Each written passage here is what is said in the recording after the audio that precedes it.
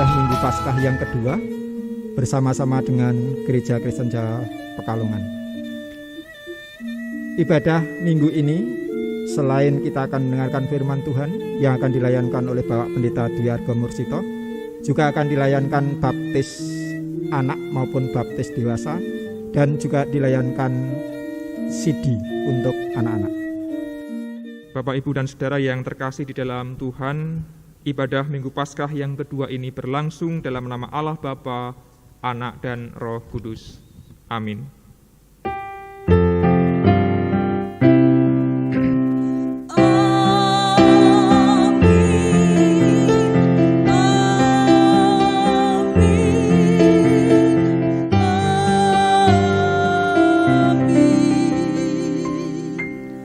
Kasih dan damai sejahtera dari Tuhan ada pada saudara sekalian. Jemaat dipersilahkan duduk.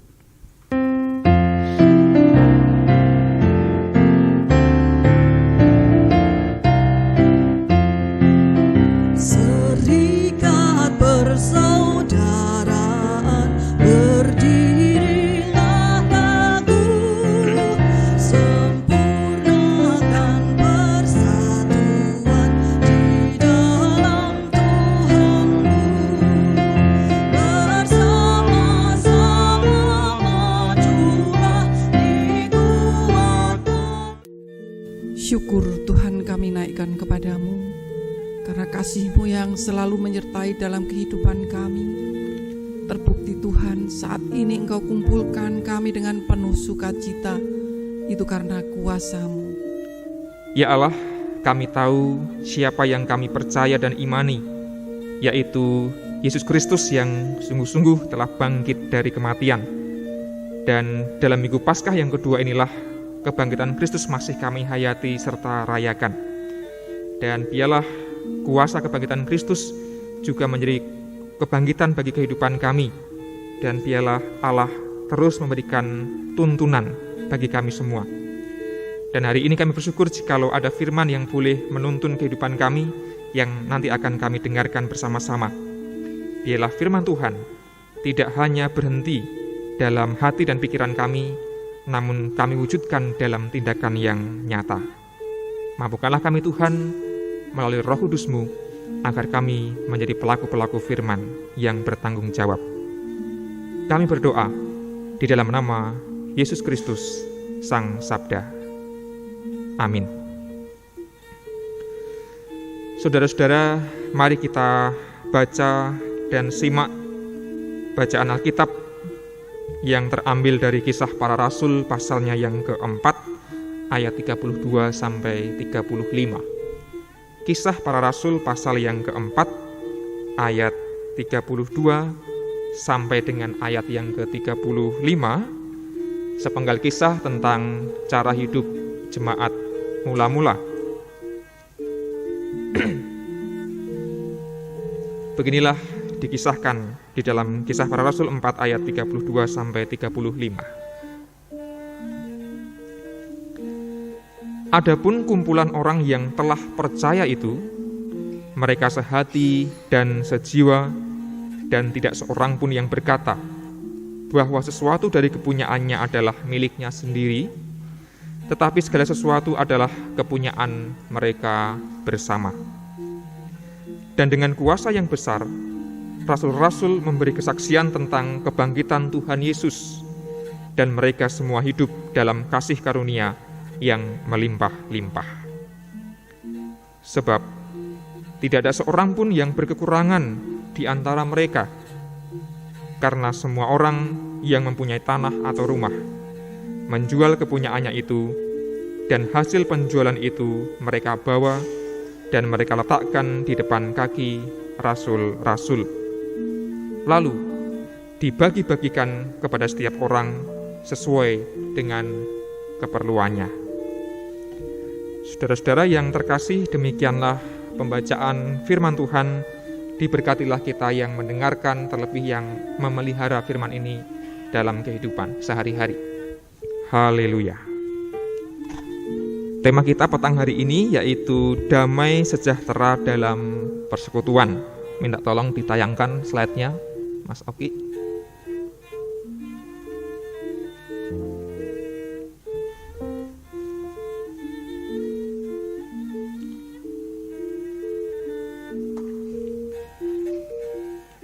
Bapak, Ibu, dan Saudara yang terkasih di dalam Tuhan,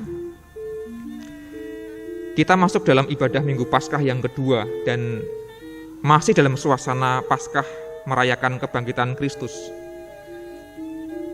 Paskah ternyata bukan hanya peristiwa yang dihayati secara pribadi oleh orang per orang murid Yesus, tetapi Paskah juga memberi spirit sehingga para murid itu hidup dalam persekutuan, hidup dalam komunitas. Nah, untuk menghayati bagaimana kita hidup dalam komunitas, kita akan merenungkan firman Tuhan yang berangkat dari Kisah Rasul 4, 32-35. Saya ingin mengawali dari sebuah kebijakan yang muncul di Afrika. Next. Orang Afrika punya sebuah pulang bebasan atau amsal gitu ya, nasihat bijak yang mengatakan begini. It takes a village to raise a child. Kurang lebih artinya, untuk membesarkan seorang anak dibutuhkan sebuah kampung atau sebuah desa. Pepatah ini ingin menegaskan bahwa di Afrika khususnya, seorang anak itu akan tumbuh dengan baik jikalau tidak hanya mengandalkan kedua orang tuanya tok, tetapi juga didukung oleh tetangga-tetangga yang perhatian dalam komunitas itu, satu kampung bahkan. Nah, saya jadi teringat ketika membaca nasihat ini, ketika saya kecil juga tumbuh dan besar di kampung, di desa, dan saya juga merasakan bahwa saya tumbuh tidak hanya diasuh oleh bapak ibu saya, tetapi juga diasuh oleh tetangga. Sering sekali main dengan tetangga, kadang-kadang lama sekali, sok-sok nginep bareng. Tetangga lalu menawari makan, entah makan siang, entah makan malam, begitu. Sudah biasa diopeni tonggo tepalih. Itu saya rasakan. Nggak tahu kalau di zaman sekarang masih ada nggak ya kebiasaan kayak gitu. Nonggo, saking suwene terus ngelih, diparingi maem teng gene tonggane. Itu zaman saya kecil masih sangat biasa. Jadi yang ngasih saya makan itu tidak hanya bapak ibu saya, tapi juga tetangga. Banyak yang baik hati, ditawari nginep dan sebagainya. Bahkan sebagaimana kearifan sebuah kampung, sebuah desa, ya orang tua itu menganggap anake tanggane iki ya wis kaya anake dhewe sing kudu diopeni, digulawentah, dinasehati, diarahkan dan seterusnya. Nah, orang-orang Afrika khususnya punya kebijakan dan kebajikan seperti itu. Saya pikir di kampung manapun, terutama yang masih di pedesaan dan masih hidupnya itu guyup, kebajikan ini juga berlaku. Nggak tahu kalau sekarang, apakah kita masih juga bisa menyaksikan adegan-adegan semacam itu di tengah kehidupan yang semakin individualistik. Tapi saya ingin mengatakan, Bapak dan Saudara, bahwa peran komunitas, peran persekutuan itu menjadi sangat penting bagi kehidupan individu itu, sehingga dia tumbuh besar tidak hanya pengaruh orang tuanya, tapi juga pengaruh tetangga, lingkungan, dan masyarakat. Artinya tanggung jawab mengasuh, membesarkan anak itu adalah peran kita semua, termasuk kalau kita ngomong soal persekutuan, ya gereja itu ikut bertanggung jawab. Jikalau hari ini ada keluarga yang akan membaptiskan anak, dan juga ada anak-anak kita yang masih remaja, pemuda, yang nanti akan mengikrarkan pengakuan percayanya, mereka ini juga adalah anak-anak yang telah tumbuh. Tentu pengaruh terbesar barangkali adalah dari orang tuanya. Tapi tentu juga ada pengaruh-pengaruh yang lain, entah teman-temannya, gurunya di sekolah, entah di gereja, entah di macam-macam. Next. Dan sekarang kita berhadapan dengan situasi yang tidak sama seperti dulu sejak zaman teknologi internet. Ada yang namanya global village. kampungnya bukan hanya tonggo teparo kiwa tengen ngarep buri, sak RT sak RW sak kampung. Tapi ini kampungnya kampung global. Dusunnya dusun sak dunyo. Seisi bumi bisa kita jadikan tetangga satu kampung. Kita bisa terkoneksi dengan semua orang ketika berjejaring dengan internet. Dan bukankah seringkali terjadi tanggane iki sehat po mriyang, kabare piye malah sok-sok mboten ngertos. Nek sing adoh-adoh ning Jakarta, ning Amerika, ning Eropa, ning India, ning Korea Selatan itu malah kita ngerti gitu ya. Nek tanggane nikah malah ora tau teko. Tapi nek sing nikah niku Atta Halilintar dan itu siapa anaknya Krisdayanti itu? Aurel ya. Nah itu ngerti semua sak donya wong disiar ke TV dan di medsos rame banget. Ngerti le lamaran piye, pas siraman nganggo cara piye, mas kawine apa, pas nikah priye, ragaten tak piro niku mbok menawi malah sami pirsa. Yang jauh-jauh kita tahu seolah-olah tetangga kita yang dekat, tapi barangkali tetangga terdekat kita malah kita tidak tahu. Artinya apa? Pengaruh bagi tumbuh kembang anak kita itu sekarang tidak hanya lingkup kecil keluarga, lingkup kecil RT RW, kampung, tapi juga sudah mengglobal. Dan inilah tantangan bagi kita semua sebagai orang tua yang hidup di zaman ini. Termasuk renungan ini, khotbah ini juga khotbah untuk diri saya, kula pun duwe anak toh. Hari ini tepat anak saya itu 6 bulan ya, tanggal 11. Pun 6 sasi, pun polahe pun napa niku? Pokoknya kakean polah. Ketinggalan niku tiru bapakne. Nek mbokne kan anteng nggih, niku kakean polah si Awang itu. Nah itu ketoke tiru bapakne. Dan merasakan betul bahwa jebule ngopeni anak, gula-wentah anak ki yo ora gampang. Dan itu tanggung jawab yang besar dan kami masih terus belajar dan terus belajar. Semoga dimampukan.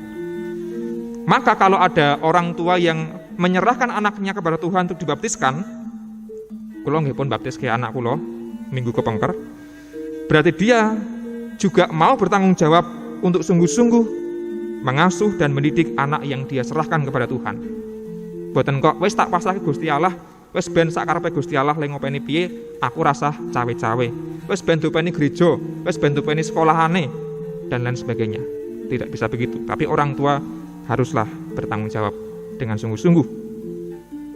Kalau ada anak-anak kita yang nanti akan mengikrarkan pengakuan percayanya, itu berarti salah satu fase orang tua anak-anak ini, pemuda-pemuda ini, ketika mengarahkan anaknya, mendidik mereka di dalam Tuhan, sudah berhasil. Maka kita juga perlu memberikan apresiasi kepada orang tua yang mengantarkan anaknya, sehingga mereka kelak nanti mengakui percayanya secara pribadi sebagai warga yang dewasa. Itu panjenengan semua sebagai orang tua hebat dan luar biasa. Namun mendidik anak tidak berhenti ketika anak itu sudah dewasa, sudah sidi. Tentu mendidik anak adalah tugas dan tanggung jawab seterusnya. Dan bukan hanya tanggung jawab keluarga, tentu juga adalah tanggung jawab persekutuan termasuk gereja. Lanjut. Nah, kita akan belajar, Bapak Ibu Saudara, bagaimana jemaat mula-mula itu menjadi teladan, menjadi model persekutuan yang saling mengasah dan saling mengasuh.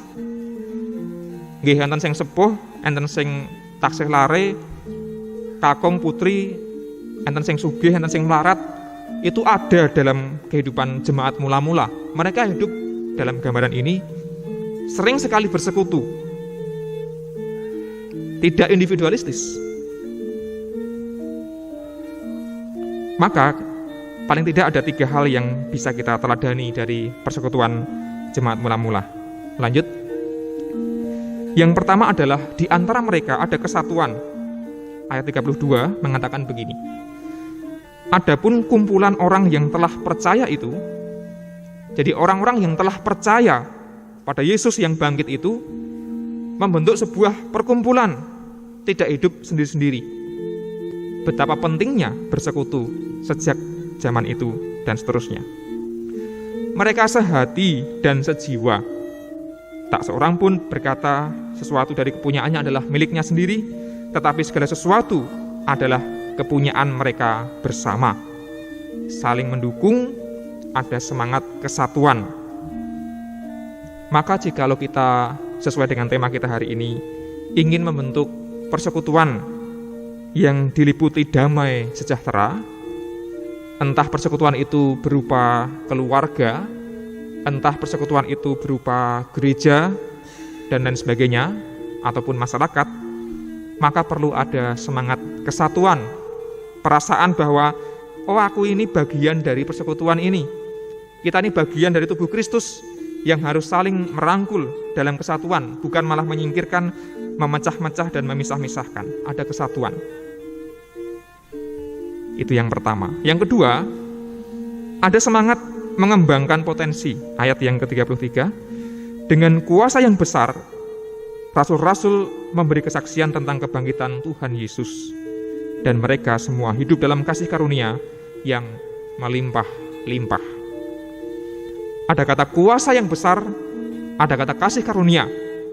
Kuasanya besar, kasih karunianya melimpah-limpah.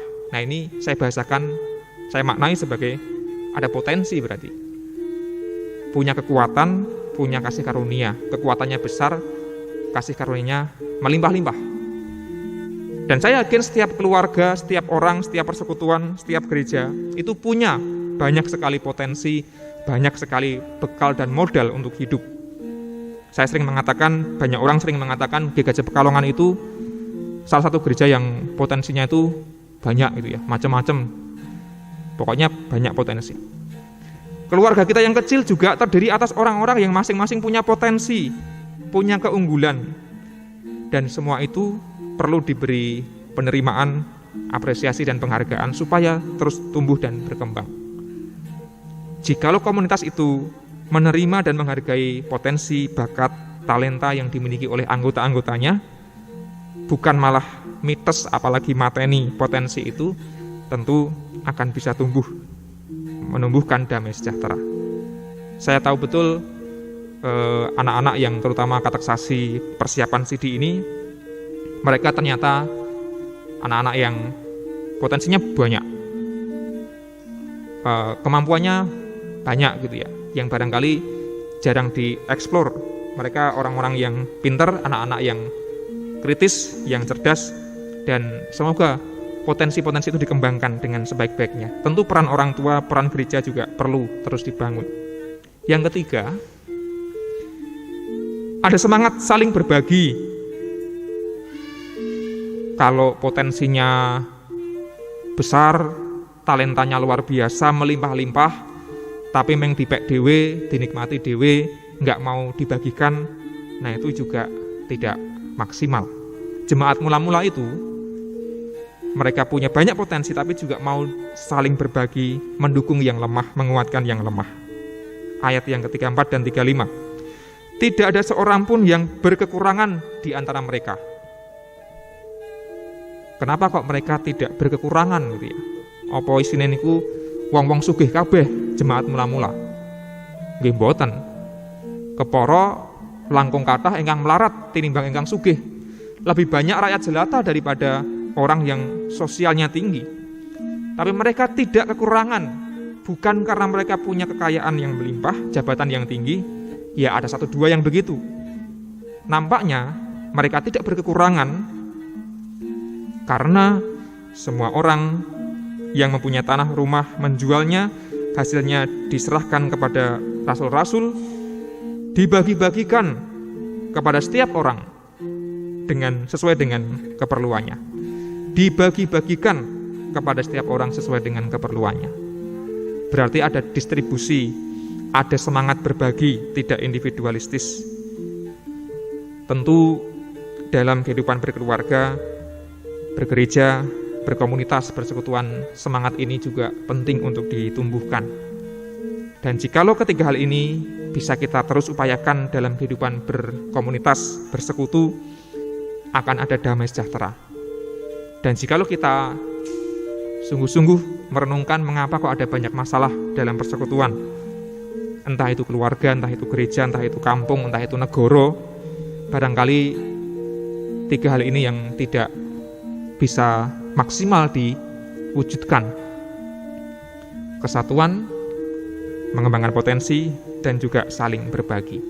Ketika ada orang yang merasa dominan, ada orang yang merasa mau menguasai, di saat yang sama pasti ada orang yang menjadi korban kekerasan, yang merasa tersisih dan tidak direngkuh dan dirangkul. Nah, semangat itulah yang perlu dikritisi dan diobati dengan rasa persatuan dan saling berbagi. Dan kiranya kita semua ini adalah persekutuan yang terus-menerus menumbuhkan ketiga hal ini, termasuk yang kita wariskan kepada anak-anak kita yang dibaptiskan dan juga yang nanti mengakui percaya dalam CD. Mengaku percaya, kalau sudah CD, berarti anak-anak teman-teman menjadi warga gereja yang dewasa, menjadi bagian dari persekutuan yang namanya GKJ Pekalongan. Maka tetaplah menjaga kesatuan, tetaplah mengembangkan potensi, dimaksimalkan, ya kalau bisa juga dilibatkan dalam pelayanan bergereja. Dan teruslah menjadi persekutuan sahabat-sahabat yang saling berbagi. Dan kiranya Tuhan akan terus menolong dan memberkati kita semuanya, termasuk kita sebagai para orang tua yang terus mengasuh dan membesarkan anak-anak dan juga cucu kita. Tuhan menolong kita membangun persekutuan yang di dalamnya ada damai sejahtera. Amin.